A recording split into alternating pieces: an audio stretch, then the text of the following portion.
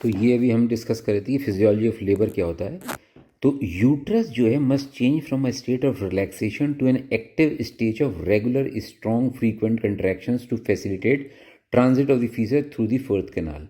भाई अब जब डिलीवरी का टाइम आएगा, अभी तक तो यूट्रस बिल्कुल रिलैक्स थी, क्योंकि अगर यूट्रस कॉन्टैक्ट कर जाती थी तो फिर तो एबॉर्शन ही हो जाता। जब डिलीवरी का टाइम आया, अब यूट्रस ने अपना कॉन्ट्रैक्शन शुरू कर दिया है। ठीक है जी।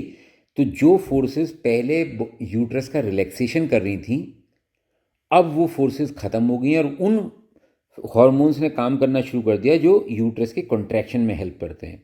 आप जानते हैं जो सबसे बड़ा हार्मोन था जो प्रेगनेंसी को मेंटेन करता है वो प्रोजेस्टेरॉन होता है, और जो कॉन्ट्रैक्शन करते हैं वो ऑक्सीटोसिन और प्रोस्टाग्लैंडिन होते हैं।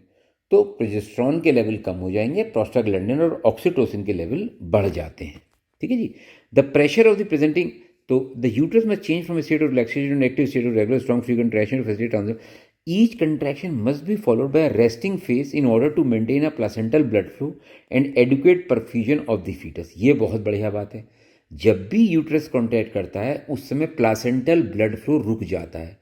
तो अगर यूट्रस लगातार कॉन्टैक्ट करता रहेगा तो फिर तो बच्चे को ब्लड फ्लो जानेगा ही नहीं।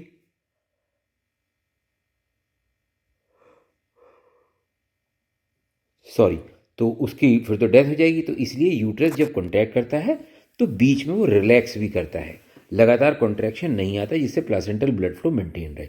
The pressure of the presenting part on the pelvic floor muscles as the foetus descend from the mid pelvis to the pelvic outlet produces a maternal urge to push enhance further by stretching the perineum. ये बड़ी important बात है।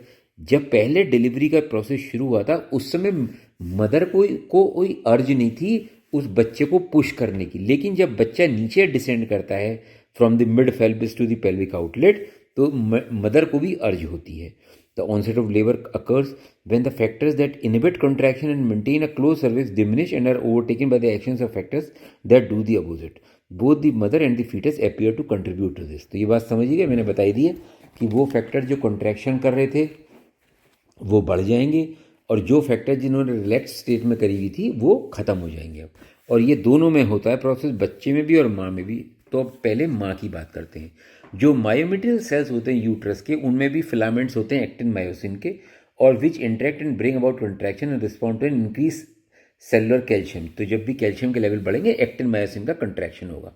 Prostaglandin and oxytocin increases intracellular free calcium, और इसी की वजह से ये कॉन्ट्रैक्शन होता है। जबकि बीटा ब्लॉकर्स जो होते हैं और